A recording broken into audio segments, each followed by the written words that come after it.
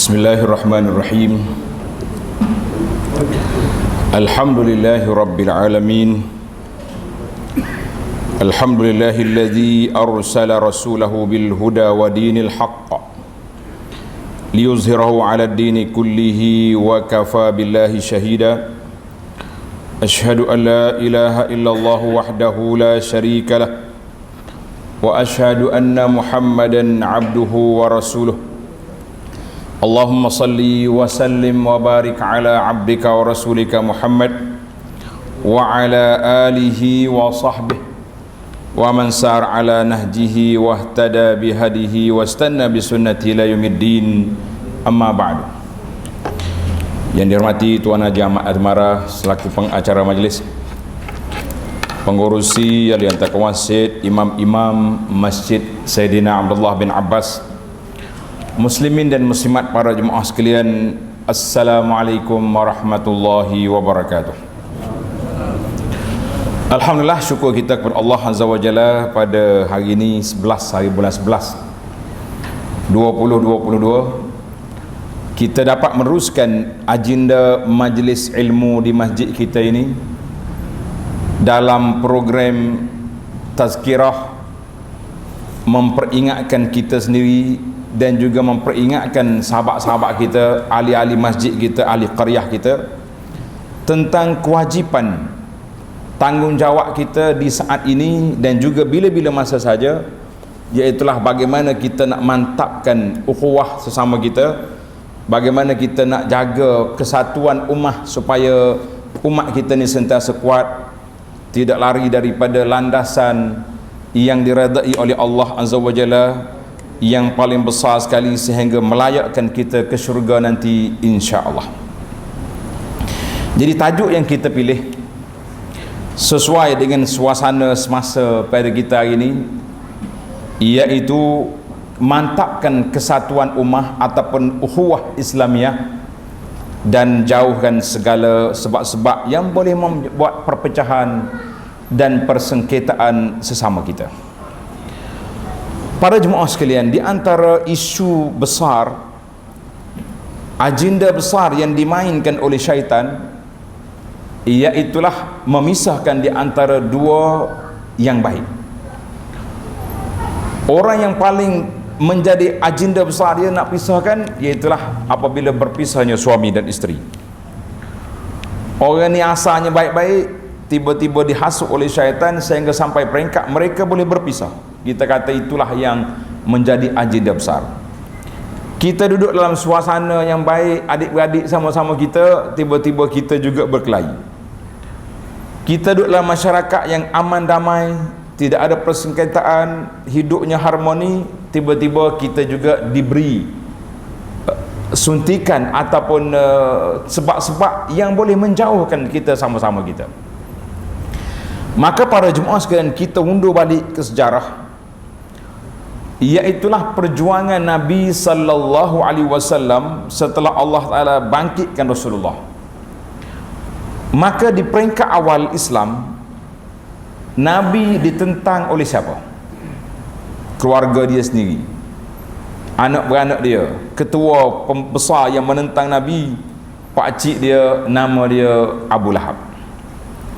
Adapun Abu Jahal bukan pak saudara dia, tapi masih juga dalam kelompok anak beranak di Mekah, mana orang kampung dia. Tapi Abu Lahab, naam, pak saudara dia. Ulama sirah kata keluarga Nabi ni terbagi kepada 3 golongan. Keluarga Nabi terbagi pada 3 golongan. Golongan yang pertama yang terbaik iaitulah golongan Sayyidina Hamzah yang masuk Islam dan membela Nabi sallallahu alaihi wasallam, dan juga pakcik dia Abbas bin Abdul Muttalib. Hak ni, tapi Hamzah lebih awal daripada Abbas, sebab dia di antara yang menentang membela Nabi sallallahu alaihi wasallam sampai peringkat dia syahid dalam peperangan Uhud. Yang kedua, yang duduk di sebelah Nabi tapi tak masuk Islam. Tuan-tuan boleh tak namakan siapa dia, pakcik? Nama Abu Talib. Kena ingat nama-nama. Yang ketiga, yang menentang yang diam. Kita tak ada lagi tak sejarah. Nak kata dia sokong ke tak sokong, tak ada sejarah. Jadi ada lagi lah pecahan mak saudara dia sementara. Cuma saya sebut 3 kategori. Maka kerana itu kata di para ulama, susahnya Nabi SAW suatu proses nak menyatukan masyarakat Arab kepada satu pegangan yang satu, iaitulah kepada tauhid kepada Allah Azza wa Jalla, bukan satu benda yang mudah. Sebab ajaran yang Nabi bawa, ajaran tauhid, bercanggah boleh katakan 100% dengan pegangan yang dipegang oleh puak-puak Quraisy pada zaman tu. Puak-puak dia ni macam-macam benda, sembah berhala, sampai peringkat di antara tempat yang paling banyak terkumpulnya berhala di mana? Dekat Kaabah. Nabi masuk ambil tengok Kaabah, ada 360 ketul berhala sekitar dia. Nabi kita keluarkan, bersihkan dia. Tapi bila nak boleh bersih? Daripada Nabi duduk di Mekah berapa tahun? 13 tahun. Berhijrah pula 8 tahun. Barulah Nabi boleh masuk, bermakna 20 tahun lebih perjuangan. Barulah Mekah dapat dibersihkan daripada segala jenis taghut ataupun segala jenis penyembahan yang lain daripada Allah Azza wa Jalla. Itu ketika di Mekah. Nak satukan umat di Mekah supaya duduk di bawah tauhid, suatu perjuangan yang cukup mencabar. Akhirnya setelah 13 tahun berada di Mekah, Islam makin berkembang. Tapi berkembang di mana? Di luar Mekah. Mekah tak boleh nak kembang, sebab dia duduk di bawah kuasa jahiliyah yang dipimpin oleh Abu Jahal dengan geng-geng dia. Nak kembang tak nak kembang, Islam tak boleh. Bahkan bukan sekat tak boleh, Nabi SAW dan para sahabat yang mustad'afin, yang lemah-lemah, memang menjadi ancaman kepada sahabat-sahabat ini, iaitulah dengan geng-geng samsing-samsing pengganas yang diketuai oleh Abu Jahal dan puak-puak dia. Ada orang yang kena pukul, ada yang kena tampar, ada yang kena hina. Bahkan Nabi sendiri SAW telah diancam untuk dibunuh. Maka itu dia panggil satu perjuangan yang besar. Jadi proses nak menyatukan umat ini tidak berlaku lagi di Mekah. Allah SWT izinkan Rasulullah SAW pergi ke Madinah. Bila ke tarikh Nabi kita berhijrah? Nabi kita berhijrah ke Madinah bila? Baru ya habis musim hijrah, ke musim Maulud lah. Nah, sebenarnya tarikh hijrah dia tu, Nabi kita masuk Madinah awal Rabiul Awal. Kita berbeza dengan tarikh Hijri yang kita guna Muharram, itu awal tahun Hijri. Maknanya, tapi tarikh hijrah bukan di situ. Itu satu benda. Maka bila Nabi kita SAW berhijrah ke Madinah Munawwarah, maka di antara isu besar yang Nabi kita gunakan iaitulah al-mu'akha, mempersaudarakan di antara muhajirin dengan ansar. Mempersaudarakan muhajirin dengan ansar, dalam bahasa Arab dipanggil al-ikha ataupun al-ukhuwah. Al-ukhuwah, persaudaraan dalam Islam ini lebih besar daripada hubungan keturunan. Abu Lahab keturunan sekali dengan Nabi, tapi tak jadi. Sebab itulah definisi orang nak jadi sahabat Nabi, dia punya definisi dia, orang yang bertemu dengan Rasulullah SAW beriman. Itu syarat dia, bertemu dengan beriman. Kalau orang beriman di zaman Nabi tapi dia tak jumpa, dia tak boleh jadi sahabat. Tak boleh jadi sahabat walaupun dia sudah beriman. Sebagaimana dalam kisah Uwais Al-Qarni, dia tak mari jumpa Nabi SAW, dia mari selepas Nabi wafat. Jadi dia tak boleh jadi sahabat. Abu Jahal jumpa dengan Nabi, Abu Talib menjaga Nabi, tapi dia tak cukup dia punya SOP nak jadi sahabat tu apa dia? Beriman, maka dia tak boleh jadi.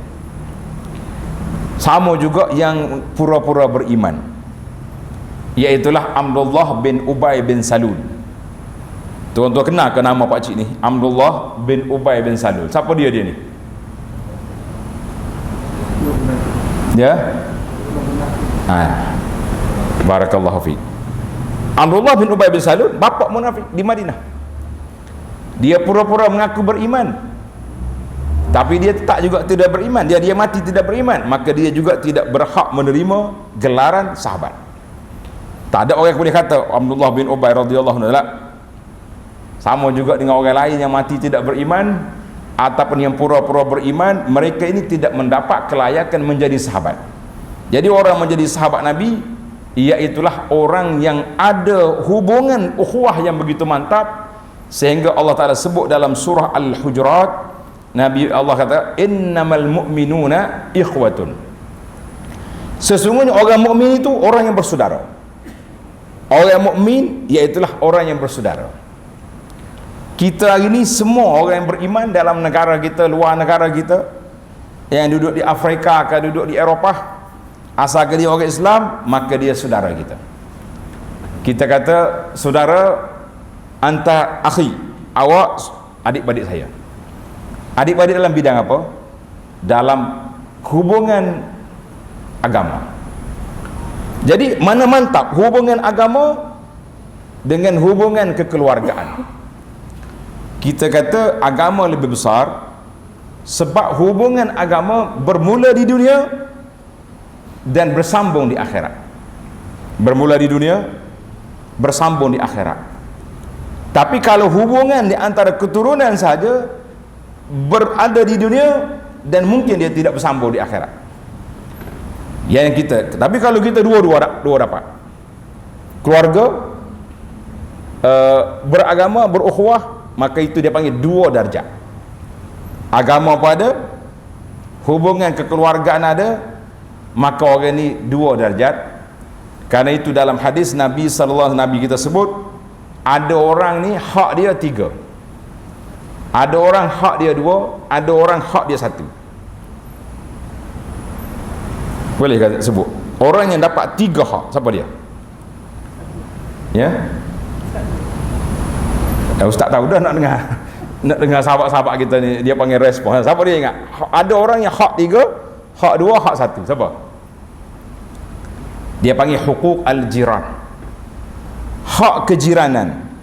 Ada orang yang berjiran saja, tapi dia tak ada hak lain, hak jiran. Itu dia panggil orang yang tidak, yang bukan Islam. Dia jiran kita, jiran. Kita tak boleh kata dia ni bukan jiran saya sebab non muslim lah, dia jiran, tapi dia tidak, satu hak saja, hak jiran. Kita pun kita kena hormat dengan dia, kita tak boleh bising dengan dia, tak boleh kacau dia, tak boleh kita buat benda-benda yang dia tak suka. Yang kedua, orang yang dapat 2 hak, pecah dah sikit lubang tadi. Siapa dia yang dapat 2? Orang jiran yang muslim. 2. Yang 3 siapa? Jiran, muslim, keluarga. Baru nampak. Dia bila dia tanya tu dia mudah, orang panggil mudah nak tangkap dia punya maklumat. Jadi kita ni kadang-kadang dalam satu kumpulan kita, dalam taman kita ni, ada orang yang 1 hak, ada 2 hak, ada 3 hak. Maknanya hak keluarga, hak agama, hak kejiranan. Nabi SAW dia telah menggunakan, apabila sampainya sahabat-sahabat Muhajirin sampai di Madinah, di antara awal-awal yang dibuat oleh Nabi SAW iaitulah meruntuhkan tembok yang memisahkan di antara orang kaya dengan miskin. Runtuhkan. Yang kedua, diruntuhkan perbezaan keturunan dan warna. Sebab itulah orang kaya dia letak dengan orang yang miskin, dia panggil al-ikha, persaudaraan mu dengan orang ni, maka Nabi dah atur siap. Satu lagi, tidak ada perbezaan di antara warna. Orang ni Afrika, orang ni mari daripada, contohnya Bilal Habashi, Bilal yang mari daripada Ethiopia, tak sama dengan orang yang Madinah yang Arab, ataupun Suhaib yang dikatakan mari daripada Rom, tak sama dengan, maka itu dia panggil persaudaraan. Sehingga kan Allah, Nabi SAW, selain daripada apa yang diperintahkan oleh Allah Azza wa Jalla tadi, Allah kata innamal mu'minuna ikhwatun, orang mukmin bersaudara. Satu. Maka Nabi SAW meletakkan satu kumpulan yang layak duduk di bawah bayangan pada hari kiamat. Ingat dah hadis sab'atun yuzilluhumullah. Ada 7 golongan yang layak duduk di bawah bayangan pada hari kiamat. Tuan-tuan boleh ingat tak 7 golongan ni siapa? Yang pertama, pemimpin yang adil, al-imamul adil. Orang pemimpin yang adil ni besar dia punya kelebihan. Sebab apa besar kelebihan? Sebab bila dia adil, bila dia memerintah dengan baik, rakyat di bawah dia mendapat naungan, mendapat manfaat, mendapat faedah yang besar. Sehingga kan Imam Ahmad rahimahullah, Imam Ahlus Sunnah, dia kata kalau aku tahu aku ada doa mustajab, aku akan doakan kepada pemimpin supaya jadi baik, supaya dia tu soleh. Sebab apa? Dia kata kebaikan dia turun kepada orang bawah. Sama juga kita, bila kita ni bapa, suami yang baik, anak-anak mendapat manfaat ke tidak? Oh, dapat manfaat banyak. Ayah saya ambil peduli dengan saya, isteri pula kata suami saya, encik suami ni tak adalah orang yang paling baik dalam dunia. Semua dia dapat nikmat, cucu cicit pun dapat. Mandi kerana itu kalau kita sekarang ni kita berdoa kepada Allah Subhanahu Wa Taala, minta Allah muwalli alaina khiyaran. Itu di antara doa yang diajar oleh golongan salaf. Allahumma walli alaina khiyarana, ya Allah lantiklah, berilah kepada kami pemimpin-pemimpin yang terbaik, yang ikhlas untuk menjaga agama, menjaga negara. Kita nak kata siapa, tak boleh nak sebut siapa. Cuma kita boleh berdoa kepada Allah SWT, minta Allah Ta'ala lantik. Tapi masalah kita sekarang ni, sebagaimana kata di para ulama, sebagaimana kama takunu yuwalla alaikum, sebagaimana keadaan kamu, Allah Ta'ala lantik orang seperti itu juga. Jadi kalau kita kata oh, saya baik tapi pemimpin tak baik, cuba kita tengok kita dulu, baik tak baik kita ni, bagaimana kita dengan beragama, bagaimana, maka datangnya kebaikan daripada atas juga perlu kebaikan itu bermula juga di bawah. Baik, kemudian yang saya nak ambilnya satu je, warajulani tahabba fillah, 2 orang yang berkasih sayang kerana Allah Azza wa Jalla. Dia bertemu, dia berpisah semata-mata kerana Allah, maka itulah yang dijadikan contoh salah satu daripada calon yang akan layak duduk di bawah bayangan aras pada hari kiamat. Jadi kita berkasih sayang kerana Allah. Hari ini kita kasih sayang kerana apa? Kita sendiri je kita tahu. Saya sayang kepada dia kerana dia saudara saya. Kalau saya sayang kepada dia kerana dia keluarga kita. Kita sayangnya dia kerana dia bantu kita. Masing-masing ada punca menjadi sebab kita menyayangi seorang itu kerana Allah Azza wa Jalla. Tuan-tuan mungkin selalu dengar kisah seorang pakcik berjalan nak pergi ziarah saudara dia di kampung sebelah sana. Ingatkah kita dulu cerita dah? Allah Ta'ala hantar mari malaikat tunggu tengah jalan. Malaikat dia tunggu dia tengah jalan. Dia tanya, Assalamualaikum. Waalaikumsalam. Nak pergi mana tu? Oh, dia kata nak pergi ke kampung seberang, nak pergi ziarah saudara. Azur akhi, aku nak pergi ziarah saudara aku. Malaikat tanya lagi, kenapa nak ziarah dia? Adakah dia buat baik dengan awak? Adakah dia buat berjasa besar kepada awak? Dia kata tak ada apa-apa. Uhibbuhu, aku sayang kepada dia kerana Allah. Kita hari ni, kita tak usah tunjuk siapa-siapa, kita tunjuk kita. Ada ke tidak orang yang kita sayang ke dia kerana Allah Azza wa Jalla? Alhamdulillah. Kalau tak ada, kita kena ada.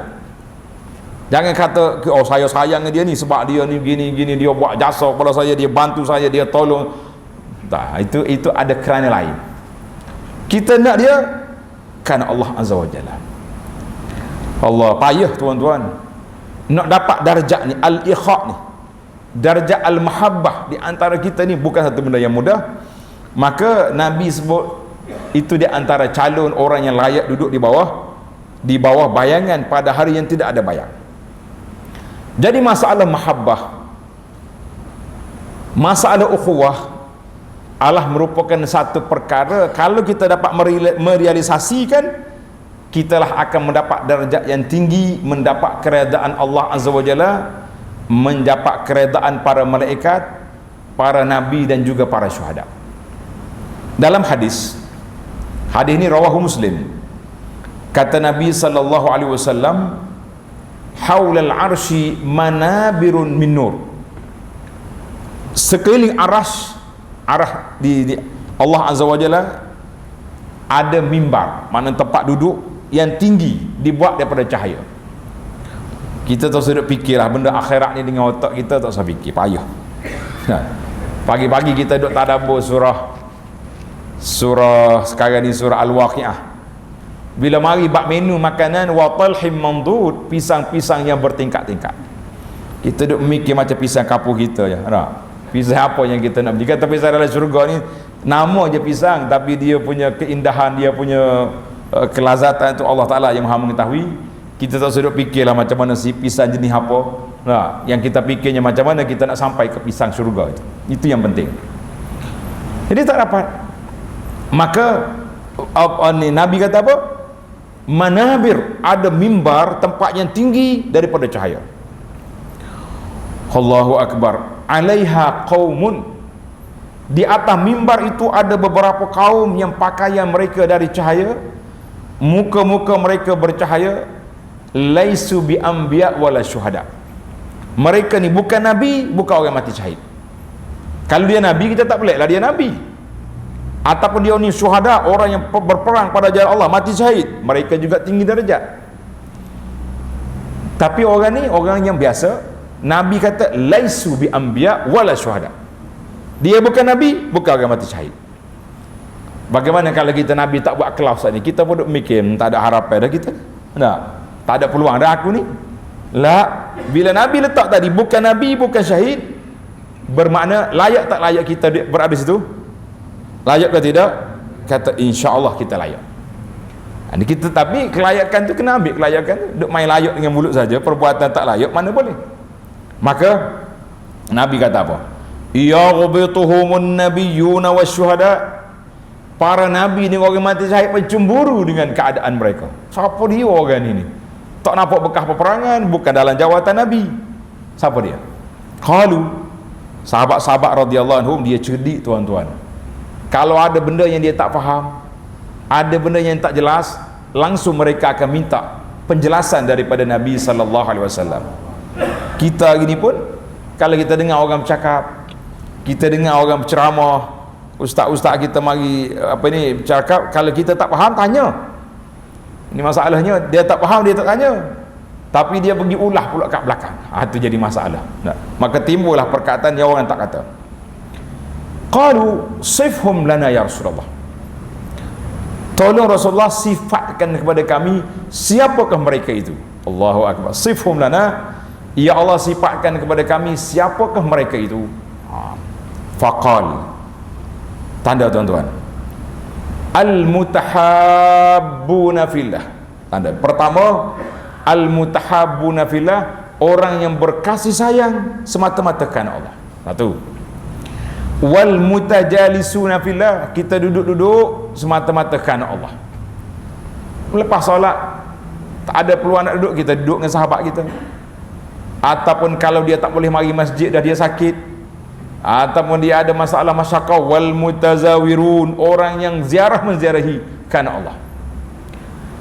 Hadal hadis rawah Muslim, ini calon orang yang boleh duduk dan bertingginya darjat al-mutahabun, orang yang berkasih sayang kerana Allah, sebab mereka ini duduk di atas nur, di atas mimbar daripada nur pada hari kiamat. Allahumma ja'alna wa ahlina minhum, ya Allah jadikan kami dan keluarga kami di kalangan orang yang layak berada di tempat yang tersebut. Amin. Tadi Pak Cik tadi yang dia berjalan tadi belum sampai lagi kampus bro, tiba-tiba disekat oleh malaikat. Malaikat tanya dia, nak pergi mana? Nak pergi ziarah sahabat saya. Ada apa? Tak ada apa-apa. Uhibbuhu, aku sayang dia kerana Allah.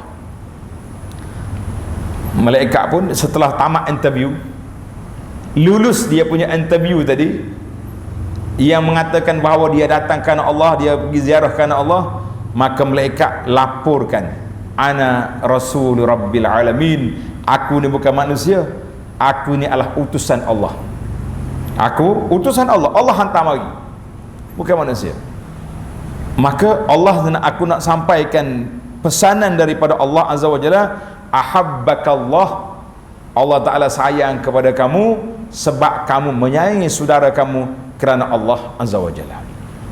Jadi para jemaah sekalian, di sinilah kita nak cari bagaimana kita nak letakkan cinta kita, kasih sayang kita semata-mata kerana Allah Azza wa Jalla. Maka insya-Allah kita cuba cari beberapa formula ataupun cara-cara untuk kita meraih sifat-sifat kasih sayang. Ataupun kalaulah kasih sayang kita tak berapa mantap, janganlah sampai mereka tercabut daripada hati kita kasih sayang kita kepada saudara-saudara kita kerana Allah Azza wa Jalla. Allah Ta'ala berfirman dalam surah Al-Hashr, wala taj'al fi qulubina ghillan lil ladzina amanu. Cuba tengok ayat. Sebab ayat ni penting kerana kita nak jadikan dia doa, khususnya di zaman kita hari ni, zaman kita suka orang yang kita tak suka, kita sakit hati. Walaupun dia seorang Muslim, walaupun dia seorang yang warak, walaupun dia ahli masjid, tapi orang panggil kita tak suka, kita benci. Tak. Tanda tuan-tuan dalam suratul Hashr ayat yang ke-10. Yang ada Quran tu buka. Suratul Hashr ayat yang ke-10. Tengok Allah Ta'ala cerita, walladzina ja'u min ba'dihim yaqulun, sesungguhnya orang yang datang selepas daripada mereka, daripada golongan yang baik itu, sentiasa berdoa. Itu jangan jadi doa lagi, bermula daripada Rabbana. Tuan-tuan tanda situ, namanya dia bagi walladzina ja'u pula, itu tidak doa tu. Itu Allah Ta'ala hikayatkan orang-orang yang datang kemudian daripada mereka. Apa dia doa dia? Itu kita bermula daripada kalimah Rabbana. Tulis itu, Rabbana ighfir lana wa li ikhwanina allazina sabaquna bil iman ولا تجعل في قلوبنا غلا للذين آمنوا ربنا إنك رؤوف رحيم. Rabbana ighfir lana, ya Allah ampunkanlah dosa kami. Ini di antara adab doa, kita kena mula dengan kita dulu. Kita mula doa untuk kita. Qu anfusakum, jaga diri kamu dulu. Wa ahlikum, baru jaga orang lain. Jadi kita mula ni, Rabbana ighfir lana, ya Allah ampunkan dosa kami. Kalau kita dah jadi doa, bukan lagi kita niat ayat Quran, boleh je kita tambah Rabbana ighfir lana wa li walidaina. Tidak jadi masalah. Dia panggil iqtibas, mana kita ambil ayat itu contoh doa. Tapi kalau niat baca Quran begitu tak boleh. Jangan tukar kalau niat baca Quran. Sebab tu ayat ni boleh dibaca walaupun orang perempuan dalam haid ataupun dalam sujud tak boleh baca Quran. Ingat tak? Tapi kalau dah jadi doa, boleh kita baca ayat doa dalam sujud. Rabbana ighfir lana, ya Allah ampunkan dosa kami, wa li ikhwanina alladzina sabaquna bil iman, dan juga kepada saudara-saudara kami yang telah mendahului kami dengan iman. Siapa dia? Semua daripada zaman kita ni, semua orang beriman, sampai ke tok Adam, semuanya telah mendapat doa daripada kita. Oi, ramai orang doa. Awak jangan bimbang. Kalau kita dah tak ada nanti, ada tak orang baca doa ni untuk kita? Ada. Jadi sekarang ni waktu kita berdoa untuk kita dan orang sebelum kita.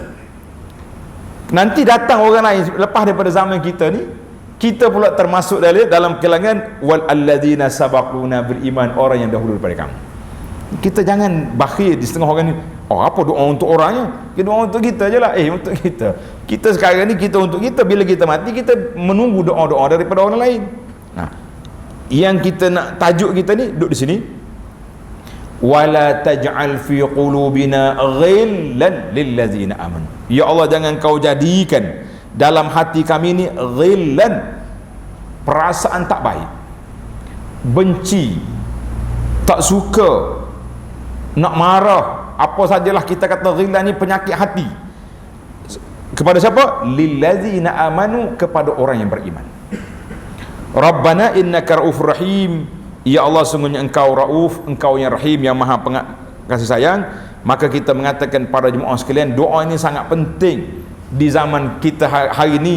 Hati sukar untuk kita satukan, hati payah untuk berdamai. Maka kita mula dengan apa? Dengan berdoa kepada Allah Azza wa Jalla, supaya Allah yang satukan hati kita, Allah yang hilangkan dalam hati kita perasaan yang tidak baik kepada orang beriman. Kemudian bagaimana kita nak menjaga, apakah SOP yang kita nak jaga penyakit yang berbahaya ini daripada runtuhnya masyarakat dengan sebab perbalahan sama-sama umat Islam.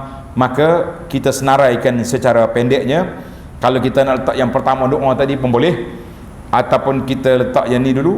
Yang pertama, al-ukhuwah fil Islam wiqayatun, kita mengutamakan persaudaraan Islam itu menjadi benteng ataupun tembok daripada sifat benci dengan hati kita kepada orang Islam. Timbul satu soalan, saya tanya soalan sebelum tuan-tuan tanya. Dah. Kau nak tunggu soalan? Ada setengah orang, kami nak tanya Ustaz, silakan. Kalau tak ada tanya, saya tanya dulu. Dia kata kalau orang tu tak baik, ni simbol soalan. Kalau dia tak baik, kita kena sayang juga ke dia.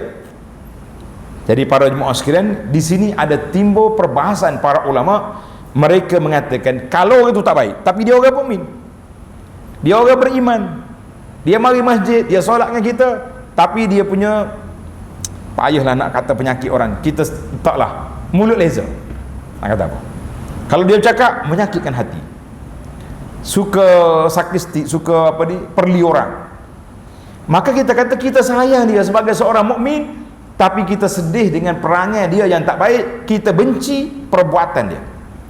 Kita bukan benci dia sebagai seorang muslim, tapi kita benci perbuatan dia yang tidak baik. Maka kita wajib, menjadi kewajipan kepada kita, satu kategori lagi dipanggil program amar ma'ruf nahi mungkar. Macam mana pula nak amar ma'ruf nahi mungkar? Maknanya sebagai seorang muslim kita sayang, tapi dalam bab tertentu. Tadi kita ketebah kita hari ni semua tentang integriti, betul tak? Betul kata dia integriti hari ni? Kalau betul tu dia mari masjid hari ni. Tidak ada sini, dia kawasan wilayah. Dia negara lain nak tajuk lain pula tak? Setengah orang ni bila kita tanya, dia kata cuba tanya khatib tajuk apa tadi. Tanya khatib kata saya baca tak pakai tajuk, saya pakai terus kuliah ya. Khatib pun tak ingat juga dah, tapi khatib kita ni dia baca tajuk dia. Sebab tu sekarang ni khutbah ada tajuk kan, tajuk dia integrity. Sekarang ni seorang muslim baik, solat, tapi masalah integrity dalam kerja tak ada. Boleh tak boleh kita marah dia dalam isu integrity? Boleh ke tidak? Kenapa tak boleh? Saya tak suka dengan awak sebab awak cakap bohong, tidak ada amanah, tidak ada akhlak dalam kerja-kerja, maka kita mengatakan kita benci dalam perkara tersebut. Setakat mana kebencian? Nabi sebut dalam hadis, unsur akhaka zaliman aw mazluman. Naklah kamu bantu saudara kamu yang zalim atau yang dizalimi. Benar. Sahabat terkejut. Kalau orang kena zalim, mesti kita bantu. Itu jelas bagi kita tak? Orang yang zalim, orang kena zalim, pasti kita bantu.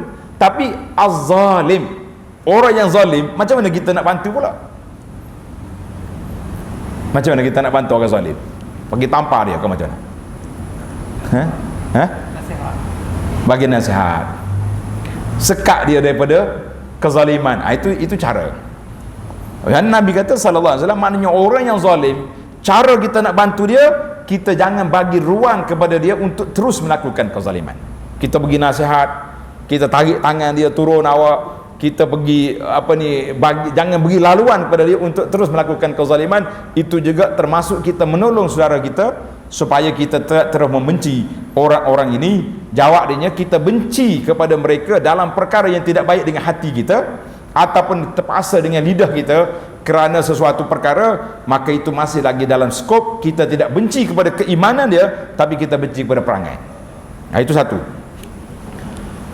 Maka di sini Nabi sebut dalam hadis yang sahih, kata Nabi sallallahu alaihi wasallam, la tabaghadu, jangan benci membenci, marah-marah jangan. Wala tahasadu, dan jangan pula berhasad. Wala tadabaru, jangan pula paling belakang bila bertemu.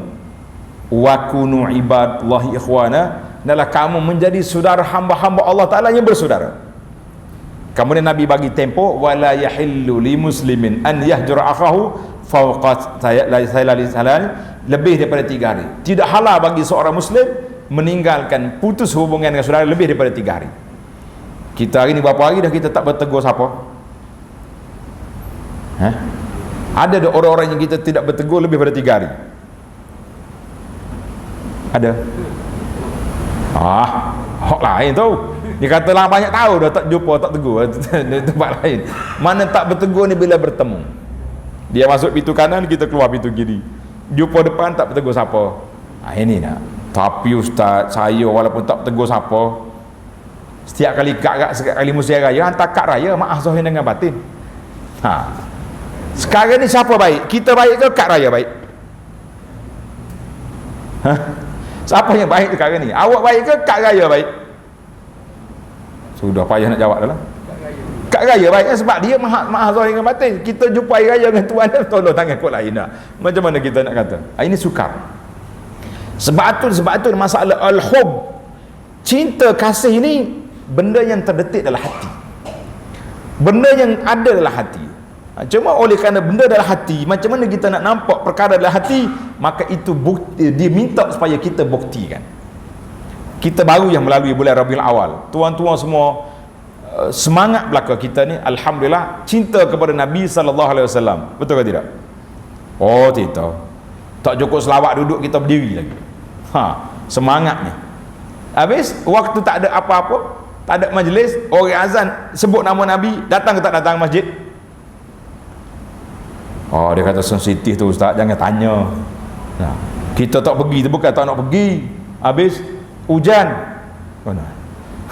Ya kebetulan kita 2 kali mari masjid ni memang hujan sungguh. Hujan lebat. Malam ni slow sikit. Baru ni lebat sangat. Kalau kata hujan, ada juga hujan.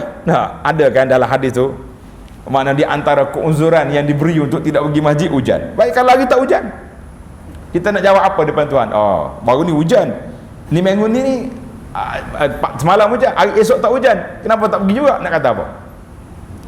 Itu yang dikatakan bahawa al-hubbu al-mahabbah itu min a'malil qulub, daripada amalan hati. Oleh kerana dia amalan hati, tak mungkin manusia ni boleh tunjuk hati dia kecuali melalui bukti. Suami sayang kepada isteri, hari-hari duk cerita, dia makan tu makan ni, tak pernah bungkus balik. Agak-agaknya isteri nak dengar ke cerita dia? Malam ni bang, saya dah siap makanan malam. Saya baru sudah makan kepala kambing tadi.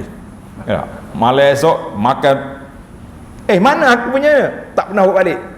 Adakah itu nama dia cinta bukti? Jawabnya tidak terbukti cinta itu. Jadi para jemaah sekalian, dalam masalah al-bughdu al-ukhuwah ini, kita kena bezakan di antara benci hati kita dengan benci perangai orang. Kita kena. Tapi kalau orang tak baik, memang kita kena benci perangai dia. Jangan benci dia sebagai seorang muslim. Baiklah. SOP yang kedua untuk memantapkan kesatuan kita ini, dia panggil al-wiqayatu minal hasadi wal ghil. Kita kena jaga diri kita ini daripada sifat hasad dan sifat benci, sakit hati kepada orang. Kata di para ulama tasawuf, dia kata kenapa kita nak hasad dengan orang? Menarik kata-kata dia tuan-tuan. Kalau kita baca hadis panjang, kenapa kita nak hasad dengan orang? Dia kata, andainya harta yang dia ambil tadi, orang ni kaya, kita pun rasa dengki dengan dia. Kaya dia ni. Kaya tu dia ambil di mana aset dia? Kalau ambil daripada rasuah, ambil daripada riba, ambil daripada akli amwalin nas bil batil, maka kita tak usah bimbang, semua itu akan dihisap oleh Allah Azza wa Jalla di akhirat esok. Atas dunia ni dia mewah, dia kaya, dia senang, tapi mereka akan susah apabila mereka melalui proses hisab pada hari kiamat. Baik, kalau dah dia dapat harta daripada yang halal, kalau dia dapat harta yang halal, Kenapa bila kita nak dengki dengan dia? Allah Ta'ala yang rezeki kepada dia dengan harta yang halal. Jadi dua-dua itu akan menghilangkan sifat yang tidak baik daripada diri kita. Itulah yang dikatakan selamatkan diri kita, mantapkan ukhuwah kita ni, dihilangkan sifat hasad dan sifat al-ghil, sifat sakit hati kepada orang. Di antara perkara yang menjadi salah satu daripada alat untuk menghilangkannya, kita berfikir dengan matang. Dan jangan lupa doa suratul Hasyri ayat yang 10 tadi, wala taj'al fi qulubina ghillan lil ladzina amanu. Ingat, jangan ditakut. Allahu akbar. Yang ketiga, jauhkan diri daripada suka berbantah-bantah, suka berkelahi. Ini punca. Sekarang ni musim apa kita kata sekarang? Musim hujan, musim piak rayu. Nak kata musim perang pun tak ada perang mana. Nah, yang duk berperang itu hak duk perang tu ya. Kita kata musim yang tidak terkawal. Tak nak kawal sekarang ni. Kalau dulu payah. Zaman kita hari ni, takdir Allah SWT, zaman kita hari ni zaman penyebaran fitnah, zaman penyebaran maklumat yang tidak terkawal. Macam-macam grup kita ada. Grup keluarga ada, grup adik-beradik ada, grup sekolah rendah ada, sekolah menengah ada, pejabat ada, grup kedai kopi ada, sembang-sembang ada, grup masjid ada, grup majlis kuliah pun ada, semua ada. Tapi adakah orang beradab dalam grup ataupun tidak? Ini di antara punca berbalah kita ni. Pasal itulah anak minta saya punya admin, kalau grup-grup majlis ilmu, kita kata kita tutup. Hanya admin saja boleh share, yang lain jangan bagi. Jadi kalaulah keadaan tidak terkawal, lebih-lebih lagi grup masjid, grup majlis ilmu, biar admin jaga, orang lain tak sedut puh benda-benda. Kalau tidak, yang nipuh warna ni, yang nipuh warna ni, akhir kali kelahi sama dia. Mari majlis ilmu pun, yang duduk belah ni, yang duduk belah ni, jadi dua puak dah kita. Ngaji sama. Mungkin belajar pun dia tak pergi dah. Tak boleh tu ustaz tu warna lain tu. Dia pakai sekali dengan ustaz dia lanya, ustaz tu warna lain, malah esok ustaz kita. Nak kata apa? Ini satu benda yang cukup. Dalam masalah ini para jemaah sekalian, saya suka ulang kisah Nabi Yusuf alaihissalam dengan adik-beradik. Ketika Allah Ta'ala kumpul balik Nabi Yusuf dengan adik-beradik dia, dengan ayah dia, berkumpul di Mesir, Nabi Yusuf menyatakan apa? Isu yang ketiga, al-wiqayatu minal khisam wat tanahur. Kita kena jaga, kawal diri kita musim tak terkawal ini, iaitulah ketika suasana tidak terkawal. Di antaranya grup-grup yang kita ada, kita kena kontrol. Lebih-lebih lagi grup majlis ilmu. Grup majlis ilmu kontrol, kalau boleh tutup dulu, share daripada orang luar, supaya tidak menimbulkan rasa resah. Ramai ya dalam grup tu orang yang diam tapi memendam rasa. Tengok orang duk kelahi, tengok orang duk balah, nak campur, bukan mazhab dia campur, tak campur orang, tapi sakit hati tu ada. Kisah Nabi Yusuf alaihissalam, apabila berkumpul, adik-beradik dia kumpul, Yusuf mengeluarkan satu kenyataan yang cukup besar untuk kita mengambil pengajaran. Dia kata apa? Alhamdulillahillazi akhrajani minas sijni wa ja'a bikum minal badwi. Segala puji bagi Allah yang telah mengeluarkan saya daripada penjara, dan Allah datangkan kamu daripada kampung, berkumpul di sini. Ulama tafsir, ulama tadabbur, dia berbincang depan Yusuf, adik-beradik dia. Sepatutnya kalau orang yang tidak baik, mungkin sebahagian daripada kita akan menggunakan kesempatan untuk sindir adik-beradik. Alhamdulillahillazi akhrajani minal jub. Segala puji bagi Allah yang telah menyelamatkan aku daripada telaga. Tuan-tuan bayangkan kalau Yusuf kata, Allah yang menyelamatkan saya daripada mati lemah, mati sejuk dalam perigi, dalam telaga, bagaimana rupa, bagaimana muka adik-beradik dia pada saat itu. Boleh bayang ke tak boleh bayang? Boleh bayang. Oh, kami yang campur. Tapi Yusuf lari tajuk. Yusuf kata, segala puji bagi Allah yang telah menyelamatkan aku daripada penjara. Siapa yang menjarakan Yusuf?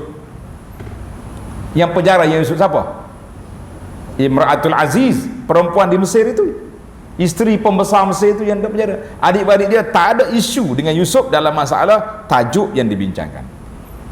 Begitulah para jemaah sekalian, sepatutnya kita apabila datangnya mari perkara-perkara yang boleh menimbulkan perasaan tidak puas hati, perasaan sakit hati kepada sahabat-sahabat kita, ahli-ahli masjid, ahli majlis ilmu, keluarga kita sendiri, tak sedut puslah dalam tu benda-benda yang tidak baik. Kalau kita nak buat juga, kita buka satu grup baru, grup bincang-bincang isu semasa. Siapa berani masuk, silakan. Hak ni kita lawan, warna hak ni masuk, warna biru masuk, warna merah masuk, kita boleh berlawan. Kita masing-masing tunjuk kekuatan, tunjuk dia punya hebat, siapa yang dia sayang, siapa yang dia benci, apa isu nak bawa, dipersilakan. Kalau tidak, dia duduk kelahi dalam tempat yang tidak sepatutnya menjadi medan perkelahian. Maka para jemaah sekalian, itulah di antara punca kesatuan ummah, mantapkan ukhuwah kita ni apabila kita jauh daripada isu-isu yang macam ni. Ni kadang-kadang kita rasa sedih. Hari keluarga, hari raya, jumpa adik-beradik, lama tak jumpa, tiba-tiba yang kawan ni bawa isu dia, yang ni bawa isu dia, akhir kali kuih pun tak makan, masing-masing turun tak bersalam. Berlaku ke tidak? Sebab kita tak pandai jaga diri. Baik para jemaah sekalian, yang keempat, al-wiqayatu minal ghibati, inilah kita jaga diri kita daripada mengumpat. Ustaz, ada ke orang mengumpat zaman kita hari ni? Ada ke tak ada? Ada orang mengumpat sekarang? Ada ke? Macam tak ada je.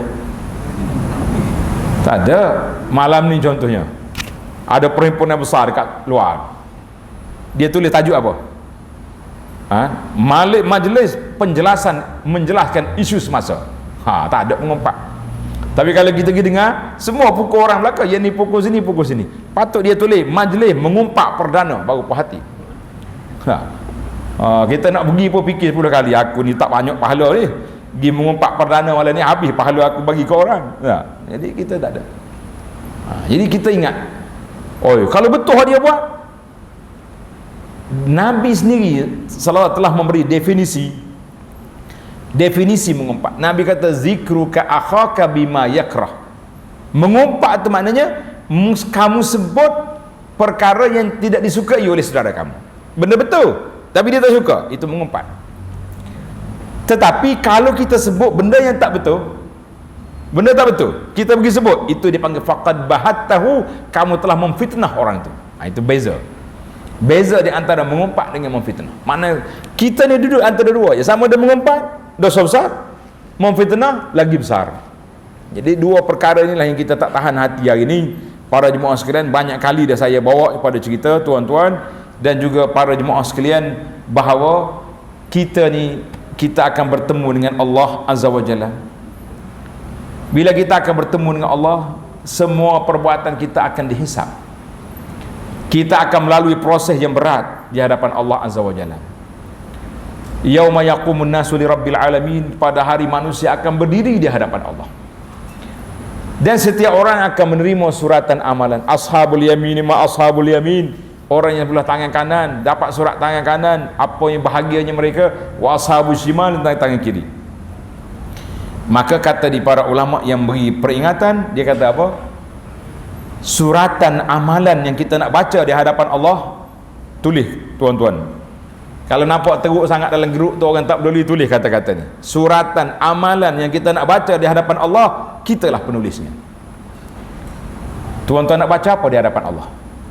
Dalam rekod kita penuh dengan kebaikan. Bermula daripada subuh dengan baca Quran. Selepas salat subuh, zikir 4 pagi pula. Menghadiri majlis ilmu. Pergi ziarah sahabat-sahabat, ziarah orang sakit, solat jenazah contohnya, bantu orang miskin. Mali penuh dalam rekod kita kebajikan. Kalau kita nak baca hak ni, buat yang ni. Tak puas hati ustaz, nak baca hak ni pula. daripada pukul 5 pagi dah mula share fitnah-fitnah pada orang. Pukul 8 pagi mengutuk orang. Sudah nak baca apa? Tuan-tuan fikir sendiri, suratan amalan yang kita nak baca di hadapan Allah, kitalah penulisnya. Kita fikir sendiri lah, kita tulis apa sekarang, apa benda yang kita nak baca. Maka kita fikir, adakah kita lepas nak jawab depan Allah atau tidak? Terpulanglah masing-masing. Orang yang kita beri sokongan, yang kita beri apa ni, lepas pada majlis ni kan, kita senyaplah dianya. Kita yang akan bertanggungjawab di hadapan Allah Azza wa Jalla. Yang terakhir, untuk kita ringkaskan masa kita, saya ambil 5 daripada 10. Wiqayatun minas sabbi wat tala'uni wat tanahur wa fuhsyul qaul. Jaga diri kita, jaga tulisan kita, jaga perkataan kita, jaga share kita daripada maki orang dengan perkataan-perkataan yang tidak baik. Berbeza, manusia akan berbeza, tak boleh lari dah. Tetapi jangan letak perkataan yang tidak baik. Macam-macam perkataan, gelaran-gelaran yang buruk yang diberi. Setiap gelaran ada berbentuk perli, ada berbentuk tanggungjawab lebih besar. Satu masa dulu apabila timbul isu orang tuduh orang ni zina, na'udzubillah, ataupun liwat, hari-hari duduk keluar berita ni. Orang yang ada bukti, dia teruskan pembongkaran, pendakwaan. Orang yang tak ada bukti, kalau kita bercakap juga, bermakna kita masuk dalam kumpulan qazif, orang yang menuduh orang tanpa bukti. Saya ada bukti, awak tengok tak orang cakap, biar orang tu yang cakap. Kita yang tak tengok, jangan tengok. Sama juga orang curi duit ke apa benda ke, yang pentingnya setiap perkataan kita itu dipertanggungjawabkan di hadapan Allah Azza wa Jalla. Lebih-lebih lagi kalau kita guna maki hamun, kita guna perkataan yang buruk. Nabi sallallahu alaihi wasallam sebut sibabul muslimi fusuq, memaki-maki orang mukmin itu fusuq. Wa qitaluhu kufrun, bunuh orang mukmin itu satu kekufuran. Satu lagi yang kita takut, orang yang menuduh orang. Siapa dia tuduh orang? Man qala li akhihi ya fasik. Siapa dia kata kepada saudara dia, hey fasik, ataupun dia kata kafir, faqad ba'a, tuduhan itu akan melantun balik atas kepala dia. Hati-hati tuan-tuan, orang yang suka menuduh orang ni fasik lah, orang ni mujassimah lah, orang ni macam-macam tuduhan itu akan kembali ke atas kepala orang yang menuduh. Jadi tidak mudah untuk kita, tanggungjawab kita di hadapan Allah Azza wa Jalla sangat berat.